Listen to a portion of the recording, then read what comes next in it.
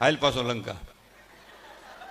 મંદોદરીએ કીધું કે તમે શિવ ભક્ત ઉઠીને પરસ્ત્રીને અહીં લઈ આવો, તમારી ધર્મ ને ભક્તિ ને બેયને કલંક લાગશે.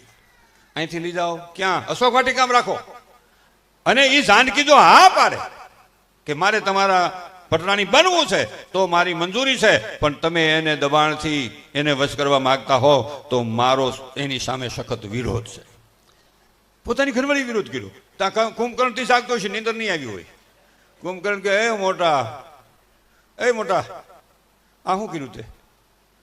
કોઈની ઘરવાળીને લઈ આવે મૂક્યા ન કરે, આપણને બધાને સટકવાનું થાય હો અહીંથી. એને વિરોધ કર્યો, વિભીષણે વિરોધ કર્યો. અરે રાવણના દીકરા ઇન્દ્રજીતે પણ વિરોધ કર્યો કે પિતાજી શિવ ભક્ત ઉઠી અને આ ક્યાં તમે કર્યું?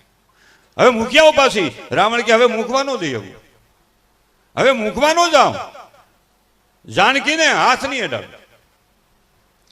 એ હું શિવ ભગવાનના સોગન ખાઈને કહું છું કે જાનકી જો ન માને તો હું એને હાથ નહીં અડાડું, દાબ દેવું, પ્રેમ આપશું, ગમે એ કરશું.